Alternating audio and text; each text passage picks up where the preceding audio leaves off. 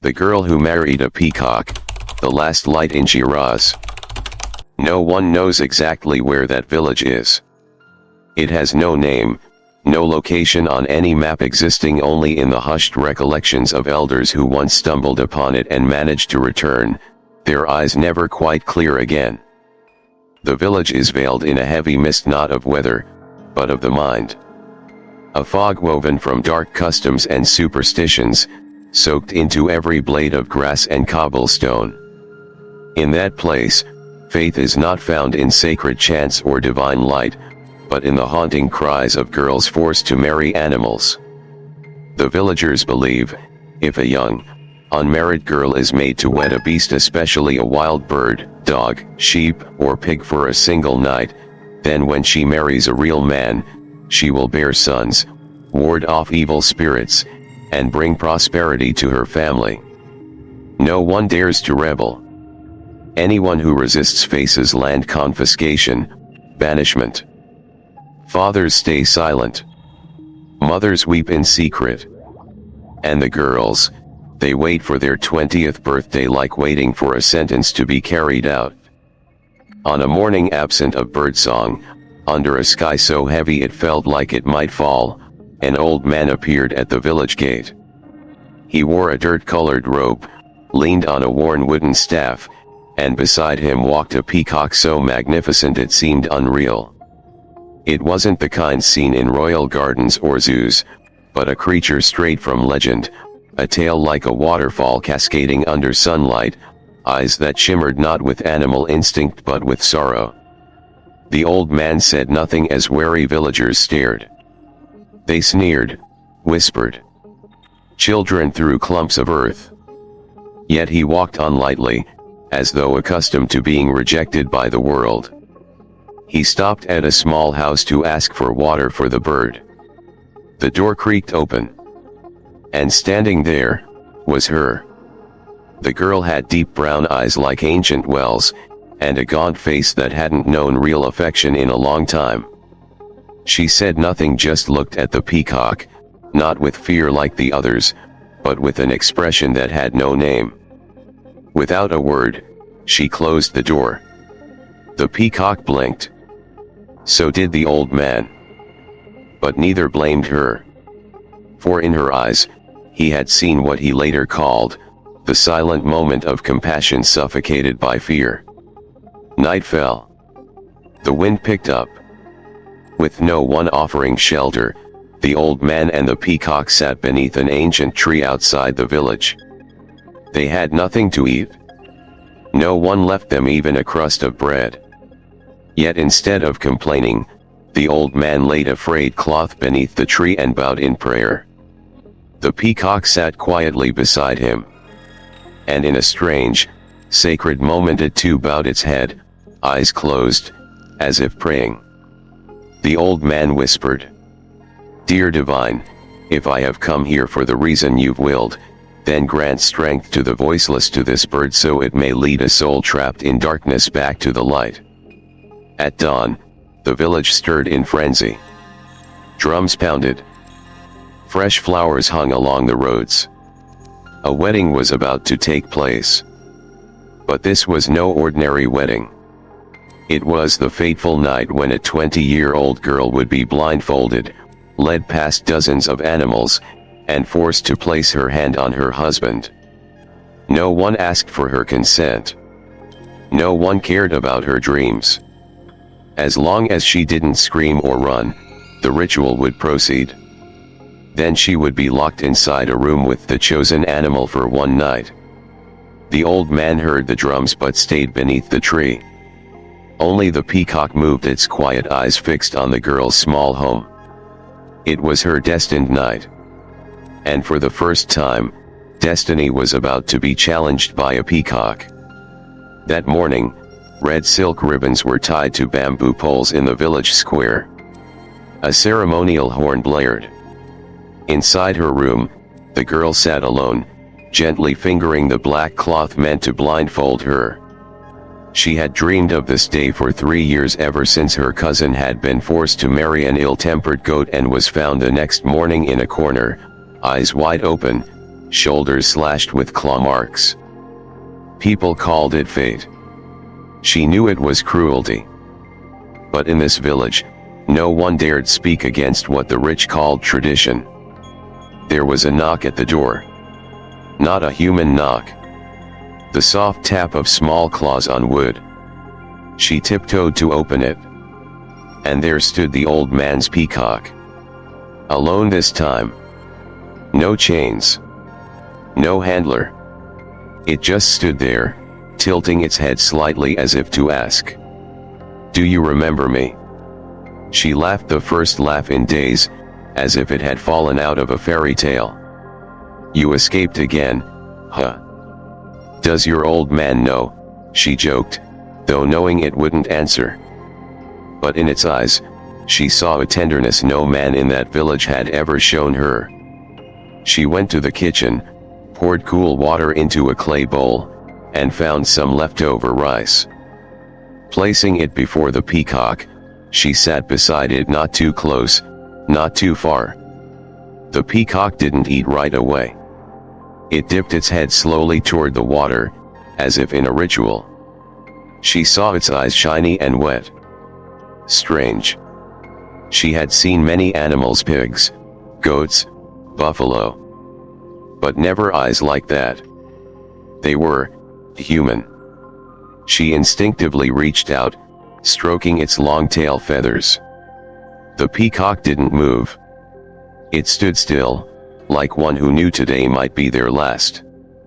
"They're going to make me marry an animal tonight," she whispered. No reply. "An animal I won't even see. They'll blindfold me, walk me past them all. Whichever one I touch, that's the one I'm bound to." The peacock tilted its head. "And you know what's funny?" she laughed bitterly. I wish that animal was you." The peacock stayed still. "I don't know why. Maybe because when I look at you, I feel peace. Like you're not like the others. Like you understand me." The peacock's eyes closed briefly, then opened again. And in them, she saw herself small, trembling, and utterly alone. "I wish," she continued, "I wish you were human. I wish you could speak. I wish you could protect me. I wish you could tell them I don't want this wedding." She paused. That last sentence, "I don't want this wedding," was the first time she'd ever said it out loud. A single tear slid down her cheek. The peacock stepped closer, gently touching its head to her knee, a silent comfort. She buried her face in its radiant feathers and wept. Not with wails but with the quiet sobs of a heart breaking, like water bursting from a dry well. If you're still watching this video and praying for the girl's safety, please comment 1 below to let me know you're here.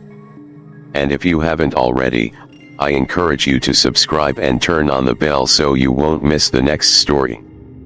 Your support helps us continue creating meaningful content to inform and inspire. That afternoon, the peacock returned to the old man. "Where have you been?" the old man asked, but he didn't wait for an answer. He quietly looked toward the village, where the flowers still hung garishly and the drum beats echoed like a cruel joke. "We're about to witness something great," he whispered. The peacock bowed its head. And in its eyes, something was beginning to stir. Night fell. The drums thundered. The girl was led into the village square, blindfolded. Dozens of animals stood in a line. Villagers gathered around, cheering, laughing as if this were a festival, not a crime. She walked in darkness. Her fingertips trembled. No one guided her. No one intervened. She could only walk through the cruel chorus of onlookers until her hand brushed against something soft. Feathers. Peacock feathers. Whispers erupted instantly. A peacock. No one's ever married a peacock before. Pretty feathers, but what's the use of that? The tribal elder frowned. But the old man stepped forward, his voice firm. If fate placed her hand on the peacock, then the peacock it shall be. No one dared argue. There was something in that voice, something unshakable. The wedding took place. She and the peacock were locked in a room together. The door shut. She untied the blindfold. There it was, the peacock staring at her without blinking. She let out a breath of laughter. Light and airy. So, I married the most handsome husband in the village, huh? She said playfully. But at that moment the peacock's eyes lit up like fire. The wooden room fell into an eerie silence. Only her breathing and the dim yellow light slipping through the slat window remained, casting faint stripes across the earthen floor. The peacock stood in the center of the room, unmoving, just watching her. Its gaze long, deep, as though waiting for something. She stepped closer, slowly kneeling in front of it. So tonight, she exhaled, fate chose you. She reached out, gently brushing its wing. You know, everyone thinks tonight is supposed to be my shame. But I feel peaceful. The peacock didn't turn away. Its eyes shimmered with moisture. They say, she murmured, that a night with an animal brings sons, wealth, and a happy married life. She laughed, a dry, brittle sound. So, to live like a human, we must first endure a night as a beast. Silence. She placed her hand over her heart. I'm not afraid of dying. I'm afraid of surviving, but no longer being me. And then it happened. A soft breeze drifted through the sealed room. The oil lamp flickered. The peacock tilted its head. And then, it spoke. You are not alone. The voice was gentle like water flowing, but clear and unmistakable. And it came from the peacock. The girl recoiled, pressing her back against the wall. Who said that? I did. The voice again. Not loud. Not threatening. It was like a whisper from inside her own heart. I am human. I was human. A man, who sinned. Her mouth hung open. Her mind spun. No, that's impossible, she stammered. You're an animal. I must be imagining this. I'm too tired. No. You're not imagining it. The peacock was speaking. Not with lips. Not with a mouth. But with a presence that entered her mind, bypassing the ears, reaching straight to the soul. You are the first to touch me without greed or fear. And because of that, the curse begins to crack. She took another step back. Curse. I was once a king. Proud. Cruel. I believed neither in mercy nor forgiveness. Fragments rushed through her mind. The sorrow in the peacock's eyes.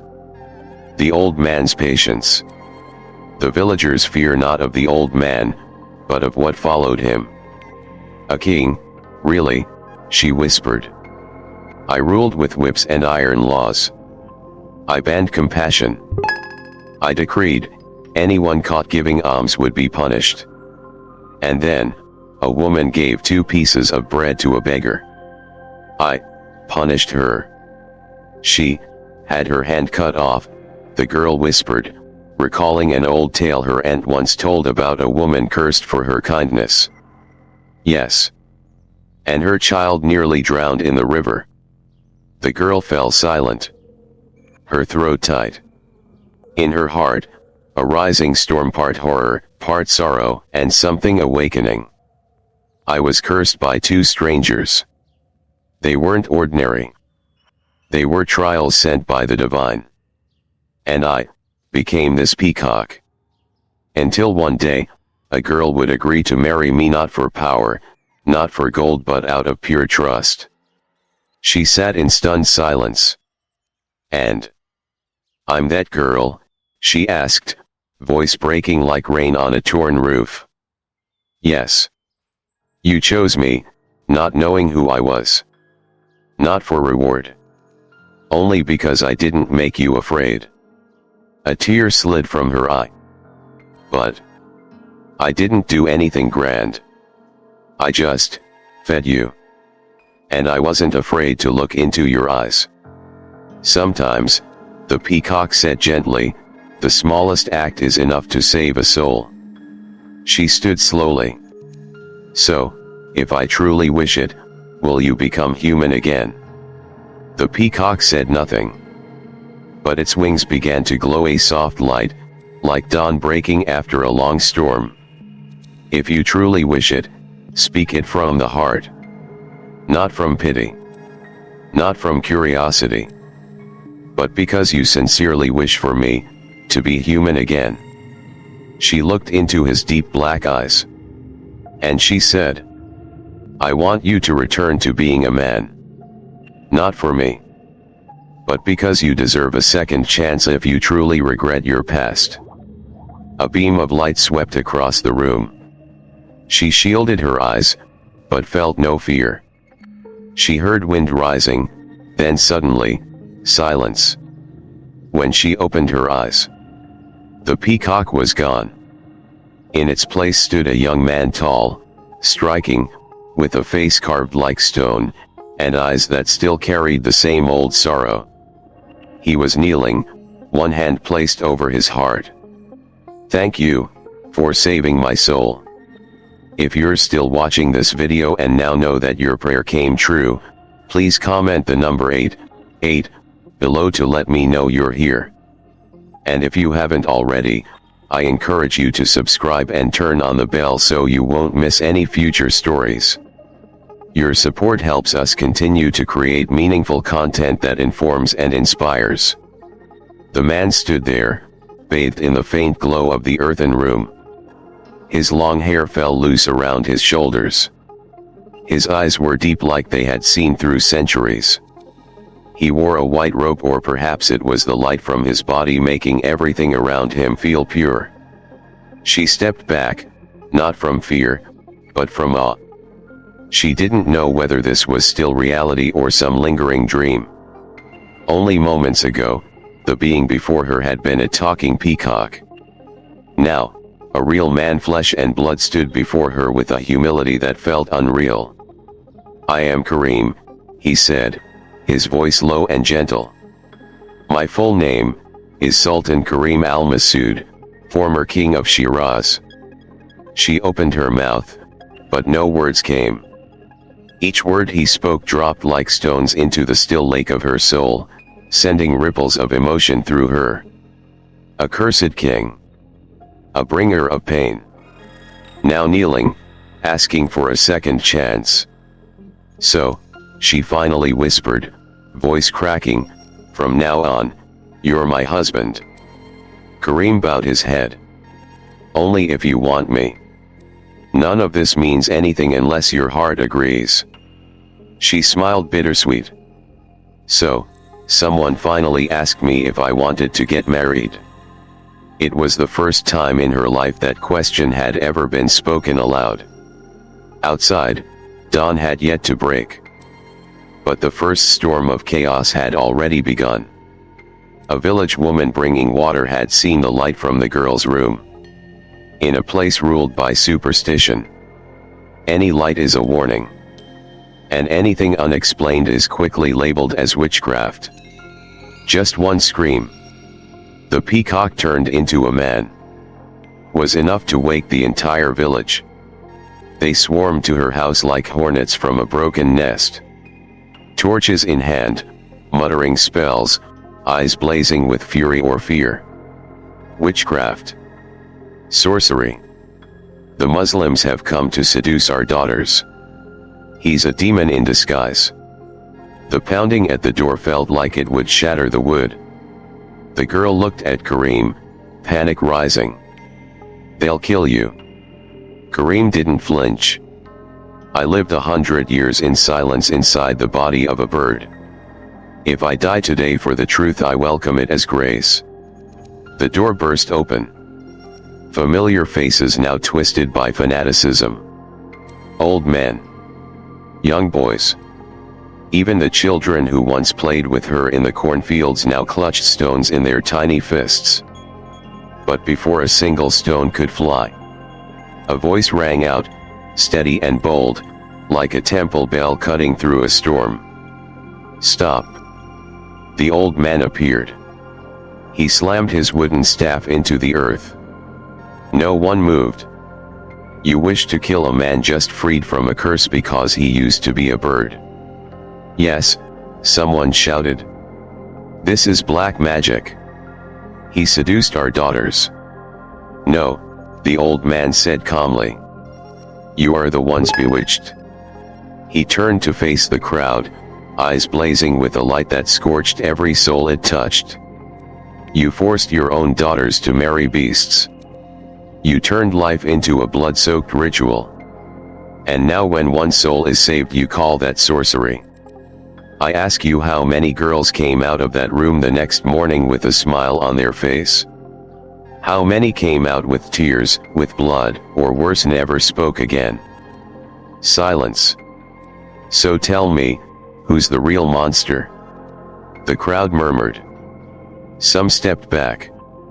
Some began to cry. Kareem stepped forward, not in defiance, but with quiet dignity. He wore no crown, no royal cloak.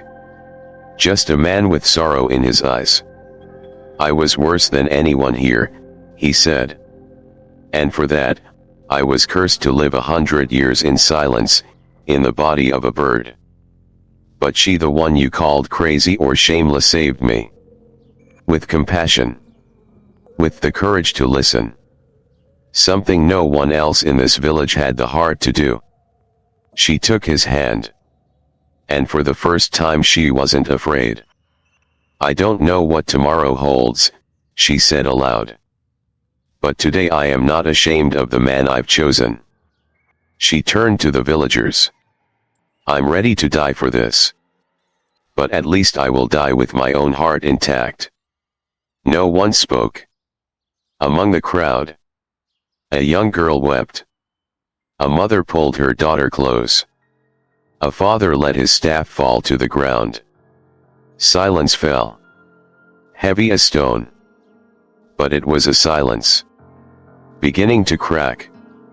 After that silence, like the hush before a storm, the crowd slowly began to scatter. Some still turned back, eyes clouded with confusion and fear. The rest, mostly women, pulled their scarves over their faces, held their children close, and walked away in silence, as if they had just witnessed something far beyond what they were taught to believe. Only 4 people remained in the misty courtyard. The old man. Kareem, now fully human. The girl. And a small child hiding behind her mother's leg. Staring up at Kareem with wide eyes. As if seeing a fairy tale come to life. The old man leaned on his staff. His eyes gently closed. Murmuring an ancient chant under his breath. The girl turned to him, filled with gratitude and questions. Who are you really? She asked, trembling. How do you know all of this? The old man didn't answer right away. He simply walked toward the small house. The one where Kareem had spent the night as a silent peacock. He knelt, placing his rough hand on the earth before the doorstep. I didn't come here by accident, he said, his voice echoing from somewhere older than time.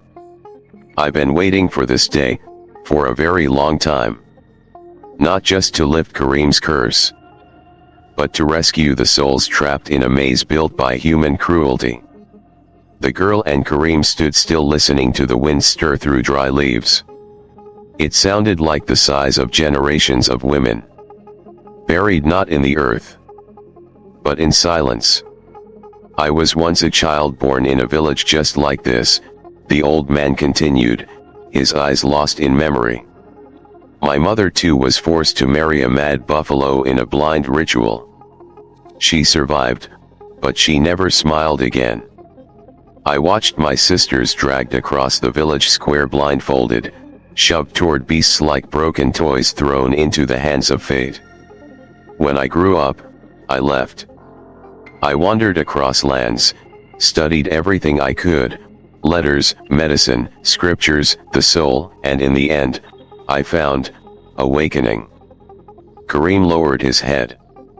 You were the one who took me in when I was just a suffering bird. The old man smiled. No, I didn't take you in. You came to me when your heart finally learned how to cry. He turned to face the two young souls before him. Kareem, your curse wasn't just punishment for cruelty. It was a door. A gateway for your soul to return to humanity. But you couldn't open it alone unless someone loved you. Not out of fear. Not for power. But purely from belief in the goodness still left in you. The girl's eyes widened. Kareem trembled. I carried you across 19 villages, the old man said, but not a single soul, not one woman ever looked into your eyes without recoiling. Until I saw her. He turned to the girl. When you opened the door for us, even just for a moment, your gaze held no fear. Only compassion. That single drop of empathy became the river that carried this peacock back to the shores of humanity. She was stunned. I didn't do anything. I just saw that he looked hungry. And beautiful. And sad. The old man chuckled gently. You did more than all the preachers on their lofty pulpits. You looked without judgment. You listened without turning away. You cared without expecting anything in return. You were the key placed by the divine, in the right moment, at the right place. Kareem reached for her hand. And for the first time, she didn't pull away. So, we can be together, she asked, her voice trembling. The old man shook his head, not with sorrow, but with clarity. The atonement isn't over yet. They both looked up. This is only the beginning, he said. Kareem, you must return to the kingdom of Shiraz. Not to reclaim your throne, but to rebuild it with compassion. And you, young lady, he turned to her. If you choose to go with him, you must learn to forgive not just him, but the place that once suffocated you. She looked toward the village. The mud houses. The people who once mocked her, who ruined so many lives, now curled up in the shadows. Then she turned to Kareem, the man who had once been a peacock, once a tyrant, now trembling from love and gratitude. We'll go, she said. Not to run, but to begin again. The old man nodded. Then a new chapter in karma has begun. He turned and began walking slowly toward the fog-covered forest. She called after him. What's your name, really? He didn't turn back. Only the wind replied. I have no name. I am the gatekeeper of rebirth. The sun rose high, casting golden light over the barren fields beyond the village. She held Kareem's hand tightly, heart still fluttering. It was the first time in her life she had stepped outside that village. A place chained by centuries of blind traditions. No one stopped them. Not because they were forgiven, but because they had become a living mirror. Of something higher than law, stronger than fear. Transformation. The road to Shiraz was a winding stretch. Crossing cold valleys, sunburned dunes, and towns torn by war. The girl still didn't know what she would become once they arrived. A queen? No. A savior? Perhaps. Or maybe just a girl who once loved a silent bird. With human eyes. 3 weeks passed. They reached the outskirts of Shiraz as night fell. Karim said nothing, just stared at the crumbling city walls, where a brass gate hung locked by rusted chains. She looked at him. "You used to live here?" He nodded. "Every brick, every nail was placed by my command. But the hearts of the people, I never knew how to build those." Shiraz was no longer the splendid capital it once was. Inside lay only ruin. Its people ragged, drifting like shadows. Children begged near a wall etched with a peacock, the old symbol of the fallen dynasty. They passed the marketplace, once Karim's pride. Now only rotting stalls soaked in mold and guilt. "The man who took my place," Karim whispered, "was more ruthless than I ever was. But he was never cursed because no one had compassion left to curse him." That night, they rested in an ancient temple, once the center of spiritual teachings.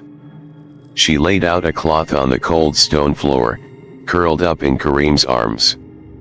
He stayed awake, lighting a single candle on the old altar. Then knelt. "Dear Divine," he whispered, "I have returned not to reclaim power, but to return what I once stole." A voice, aged and sharp, rose behind them. "Then are you ready to face the child whose mother lost her hand over 2 pieces of bread?" They both turned. An old temple sweeper stood there, beard to his chest, leaning on a thin broom. But his eyes burned like torches. Karim rose. "You are the guardian of this temple." "No," the man replied. "I am the last living witness to your reign." The old man walked slowly toward them, sitting on a moss-covered stone bench. "You once outlawed charity. You once ordered a mother's hand to be cut off just because she dared give 2 small pieces of bread to a beggar. Do you know where that child is now?" Karim held his breath. "He is your successor. He grew up fed on hatred, nursed by anger and blood. He seized the throne by declaring you a curse that must be erased. And he turned Shiraz into a walking graveyard." The girl tightened her grip on Karim's hand. "Then, it has to end," she said. Karim didn't look at her. He simply asked the old man, "What must I do?" The old man extended his hand, offering a small object to Karim. A silver seal, engraved with a peacock glinting like moonlight on river water. "You once used this seal to condemn. Now, use it to forgive. But, he's the heir to my sins. He's the child who lost his mother because of me." The old man smiled. "Then what will you do? Take revenge just because once, you were the one who caused it?" That night, Karim sat silently beneath the statue of the 1,000-armed Bodhisattva in the temple. The girl came to his side, resting her head on his shoulder without a word. He spoke. "I used to believe redemption was a journey inward. But now I see it's a journey toward those I once wounded." She took his hand and whispered, "If you're going to walk into the dark, I'll go with you. Not so you can save me, but so I can save you from the sins that still follow you." And the next morning, they passed through the rusted gates of old Shiraz. Not with an army, not with spells, only with a prayer. We return to open a door the world has forgotten. The door to the human heart. If you're still watching this video and want to empower Shiraz to complete its mission, comment the number 99 below to let me know you're here. And if you haven't subscribed, I invite you to subscribe and turn on the bell so you won't miss any future stories. Your support helps us keep creating content that informs and inspires. When they crossed the threshold into Shiraz, there were no trumpets, no guards. The city felt buried in ash. Not the ash of war, but of forgetting. The girl whispered. Shiraz is no longer a kingdom. It's a tomb that walks on two legs. Karim didn't respond. He looked at every face. Eyes hollow. Bodies wilted like dry trees. He had once been the spark that lit the fire. But it was his successor. The boy who lost his mother over 2 pieces of bread. Who turned pain into chains binding the people's souls. The palace stood at the center. The rotten heart of a dying body. Walls painted black. Doors carved with claw marks. And above the tower, a banner. A new emblem. A peacock with broken wings, weeping blood. The girl shivered. He hasn't forgotten. Karim nodded. No. He turned memory into power. The palace doors were unlocked. They walked in. Their footsteps echoed in the silent hall. No guards. No music. Only one throne. Resting on cold stone. And upon it, him. The successor. A man in his 30s. Long black hair. A handsome face twisted by a lifetime of hate. His eyes. So much like his mother's, deep and bright. But where she had lowered herself to feed the poor, he had trampled over them to reach the throne. Karim, he spoke the name without a shred of reverence. Karim stood tall, not flinching. I don't expect a welcome, he said. I've only come to dash. To beg for your throne back, the young king sneered. Or to beg me to spare the life that once became a peacock. The girl held Karim's hand tighter. He gently shook his head daunty. Not with anger. I haven't come to reclaim anything, Karim said slowly. I've come to give back what I once stole. The young king tilted his head, suspicion flaring in his eyes. Give back.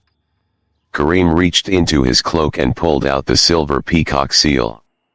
He placed it gently on the stone floor, halfway between them. I once used this to condemn the innocent. Today, I set it down before you. So that if you wish, you may use it to forgive your past. Silence. Then, he laughed. A cold, harsh laugh. Ringing through the hall like steel on stone. You think forgiveness will fix this? You think some faded silver toy will soothe the agony of a child who watched his mother's hand be cut off for 2 pieces of dry bread? Karim held his gaze. No. Forgiveness won't erase the scar. But it will keep my hand from picking up the knife again. The young king stepped forward. Closer to the seal. The girl saw his hands. Twisted knuckles, nails long like claws. He was no longer truly alive. He was a spirit consumed by hate. Did you know, Karim, he whispered. After my mother died, bled out from pain and shame, I ate the bread with her hand. Just like the beggar once did. Each bite was a vow. I will return everything 100 times over. Karim stood still. The girl wept. But no one interrupted. Because they knew. He needed to speak. That boy had never been heard. And now, with everything crumbled, he had his first audience. The one who caused the pain. And the girl who had helped Karim reclaim his humanity. I once thought, killing you would be my freedom, the king said quietly. But now, seeing you come here. No soldiers, no spells. Just a girl and a seal. I feel pity. Not for me. For you. Because now, you've learned how to love. Karim looked up. The king smiled. Not with poison, but with the hollow smile of someone who had cried too long in the dark. Then take back your seal, Kareem.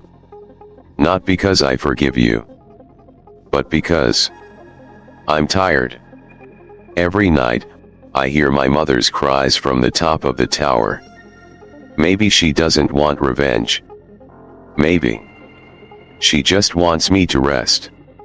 He turned away, walking into the inner sanctum, leaving behind an empty throne, an empty hall, and a final sentence that drifted like smoke. If you truly want to change Shiraz, don't be a king. Be a man.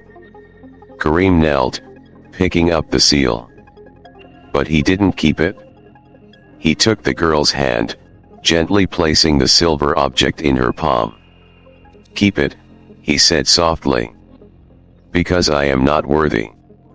She held it light as wind, heavy as history.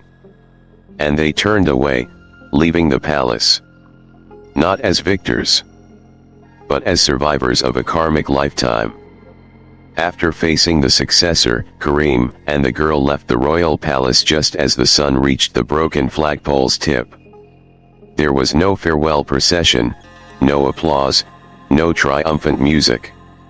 Only two people hand in hand, a silver seal resting in her palm. Walking toward the silent crowd gathered in the square.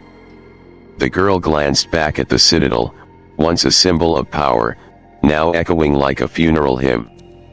Are we truly not kings anymore? She whispered. Kareem only shook his head. I once ruled from a throne. And from it, I condemned a mother to lose her hands.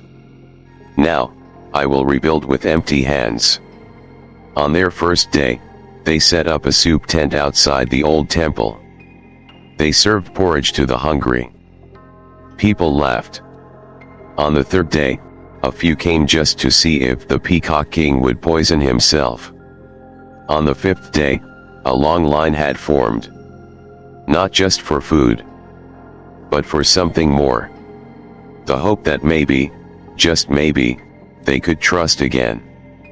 It was the girl who suggested planting vegetables around the city walls. If Shiraz has no queen, she smiled, then let me be the cabbage planter. Kareem chuckled a gentle laugh, stripped of pride. And I'll be the one who carries the water.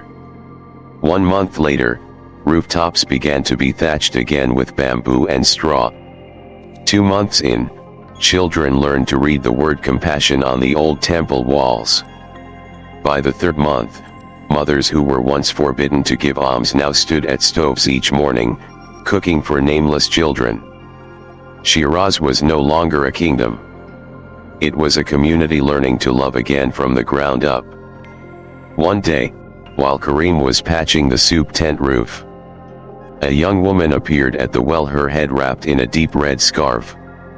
She watched him silently, then stepped forward and placed a small sack of seeds beside him. These are rare beans, she said. I heard someone here has started planting kindness again. Kareem turned to ask her name. But she was gone. All that remained was a small paper note tucked beside the seeds. Give to receive. The girl read it aloud and whispered. Do you see, Kareem? What you've sown is growing. In the 4th month, Shiraz held its first festival of bread and seeds. No grand celebration. No parades. Just a day when villagers gifted what they had made with their own hands. A piece of ash cake, a string of handmade beads, a pouch of salt, a word of thanks. Children played a game called blindfolded trust. Not to choose husbands, but to learn how to trust strangers again. One late afternoon in spring, as they sat beneath the fig tree near the temple, the girl asked softly, Kareem, if I hadn't touched you that day, where would you be now? He was silent for a long time. Then said, still a peacock, probably watching others live, without ever truly living. But I wouldn't regret it if it meant I could see your eyes, just once. She looked into his eyes. I never told you this, but the moment I touched your feathers that day, I saw something I couldn't name. What was it? A soul screaming to be loved. But no one dared listen. Just then, a cry came from the direction of the temple. A young girl ran toward them, tears streaking her cheeks. Uncle Karim. Miss. Someone collapsed at the city gate. They sprang to their feet. When they arrived, they found an old man, familiar yet strange, unconscious in the grass. His hand clenched something tightly. The girl bent down and slowly opened his palm. Inside was an old, dry cake, wrapped in white cloth. Karim turned pale. This cake? The girl's voice trembled. Is it the mother's? The old man stirred, whispering. I'm the one she fed. All my life, I never knew if I was worthy of those 2 pieces of bread. But when I heard about the new Shiraz, I came to return the debt. He smiled, then closed his eyes. No one knew whether he died or simply rested. Karim knelt, holding the man's thin, weathered hand. No one owes a debt once they've learned how to love. The girl placed the cake gently into his chest and whispered. Sleep now, the stream of kindness will continue. That night, rain fell on Shiraz. The first rainfall after months of dry silence. The drops tapped against the bamboo roofs like soft knocks from the other side of time. Karim sat by the dimming fire, his eyes reflecting the flickering flame, as if watching memory itself burn slowly into light. The girl placed more wood into the fire, wrapped a woven shawl around his shoulders. A gift from the children. Are you cold? She asked. Karim didn't answer right away. Then softly. Today, when I saw the old man holding that cake, I realized some words we've never spoken. They still come back to us. She looked up. Words never spoken. Yes. Not all wounds are healed by forgiveness. Some people die without ever getting to ask, why? And those people never really leave. That night, the rain poured down. And in the thick mist rolling over the western fields of Shiraz, faint lantern lights were seen flickering among the old brick graves of the fallen dynasty. The next morning, an old herb seller whispered to them. I saw figures moving among the tombs last night. Not the living, but those who no longer breathe. That afternoon, Karim and the girl climbed the hill carrying incense. The burial mound, once the resting place of those executed under Karim's former reign, was now overgrown with wild grass. The gravestones had been worn smooth by rain and time. As they approached a large banyan tree, Karim suddenly froze. A chill ran down his spine. The girl followed his gaze and stopped, breath caught. Beneath the tree sat a woman. Not a body, but a faint white apparition, sitting cross-legged, cradling an invisible child in her arms. Her face was calm, no crying, no smiling. Like a lullaby suspended mid-air in the breeze. That is the mother of the child, Karim whispered. The one I had her hands cut off, the girl murmured. He nodded slowly. I remember that look. It came back to me in dreams. For 100 years. Karim dropped to his knees, bowing his forehead to the ground. I never asked her name. I never asked how she lived after the sentence. I only gave the order. I was just the shadow of power. The girl knelt beside him, tears streaming. She no longer blames you. She's waiting for something. Suddenly, a gust of wind rose. The banyan leaves twisted and fell, spiraling down into the shape of two tiny cakes made of earth. Each cracked gently in the center. The girl gasped. She's sending us a message. Kareem quickly gathered them. As the earthen cakes touched his hand, they crumbled, and from within fell a red string, coiled like a rosary. In that moment, the woman's form slowly faded into the air. No scream, no lament, only the deep comfort of winter's first light. The girl clutched the red string to her chest. You've been forgiven. Kareem shook his head. No, this isn't forgiveness. This is an invitation to keep living without repeating the same mistakes. As they left the burial hill, dusk was already settling. But that night Shiraz was not at peace. A small fire broke out in the public food storehouse. A night watchman was found unconscious. And on the wall, someone had scrawled in blood, "The peacock may fly, but its shadow still touches the ground." Kareem sat by the fire, hands clenched. There is someone who doesn't want Shiraz to be reborn. Someone whose hatred runs deeper than mine ever did. The girl nodded.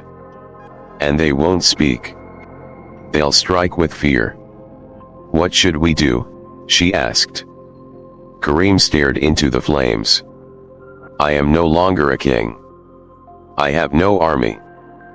But I have something they can't understand. I once became a beast, and was saved by a hand that carried no weapon. So now, I will save others without a sword. That night, Kareem didn't sleep. Neither did the girl. They sat together in the humble bamboo shelter behind the ancient temple. The place where every journey had begun, and would soon complete. On the table, the two broken earthen cakes still lay. Beside the red thread she had tied into a necklace and now wore around her neck. Do you know who burned the storehouse? She asked. Eyes watching the courtyard, where the children still slept soundly under patched tarps. Kareem nodded. It was one of us. Someone who was once fed porridge from the people's fire, but never forgave the hunger of his past. Hatred doesn't die just because it's full, he said. It merely sleeps, and wakes furious when it sees joy it thinks it doesn't deserve. Before dawn, Kareem and the girl went to see Farhan, the young man who was first to help rebuild the temple, who had laughed the brightest when Shiraz found clean water. Today, he did not laugh. It was me, Farhan said plainly. I burned the storehouse, because I don't believe in you. The girl fell silent. Kareem was not surprised. Why? Because I lost my entire family under your regime's executions. I ate animal carcasses to survive. And then you came. With your silver seal. With your pretty words. I felt like a clown in someone else's play. I didn't want Shiraz to be rebuilt by the man who once crushed it. Then why did you help us? The girl asked gently. Farhan lowered his head. Because I wanted to prove, you would fail. Kareem stepped forward. Removed the silver peacock seal, once a symbol of authority, now just a memory, and placed it before Farhan. Then take it. Farhan looked up, confused. Take it. Hold it. And if you want, rebuild Shiraz your way. But don't burn the porridge of children. Don't strike down old men who keep night watch. To be king is easy. To be human requires courage. Farhan stared at the seal like staring into fire. At last, he collapsed to his knees, sobbing. I don't want to be king. I just never had anyone to tell how deeply I hated. The girl placed a hand on his shoulder, as gently as someone touching a wound that's bled for far too long. Pain is not wrong, but don't let it use your hands to hurt others. The sun rose. Shiraz awakened. Karim and the girl stepped into the courtyard, where children were playing blindfolded trust, a game that once symbolized a cruel ritual of marrying animals, now transformed into a way to teach children how to trust their hearts. The girl turned to him and asked, "I never asked you, if you had the choice, would you become the peacock again?" Karim laughed. "Yes. Because only as a peacock could I see the true heart of people when I had no name, no title. And only in silence did I learn who had the courage to listen." Before noon, they held a small gathering beneath the ancient fig tree. There was no wine, no banners, only stories told aloud. Those who were once enemies, victims, kings, and villagers, all sat together, hand in hand, sharing things they had never dared speak. No one sobbed. There were no grand confessions. Only relief, like a breeze through dry season air. That evening, Karim and the girl walked along the city walls, the same place where they had once hung the very first bag of seeds. Suddenly, she stopped. "There's something I never told you." Karim turned, curious. "What is it?" "That first night, when I held you in your peacock form, I prayed. But I didn't pray for you to become a man." He stayed quiet. "I prayed that I would have enough courage to love something no one else dared to love." He embraced her. And for the first time, after lifetimes of reincarnation, after all the tears, all the blame, all the words left unspoken, they kissed. Not like lovers, not like sinners seeking redemption, but like two souls, finally touching in a place where no light was needed to see. Months later, Shiraz built its first library, not named after a king or scholar, but after an unknown woman who once married a peacock. Carved into the stone by the temple gate was a single inscription: "Here, we believe, no one is born unable to change."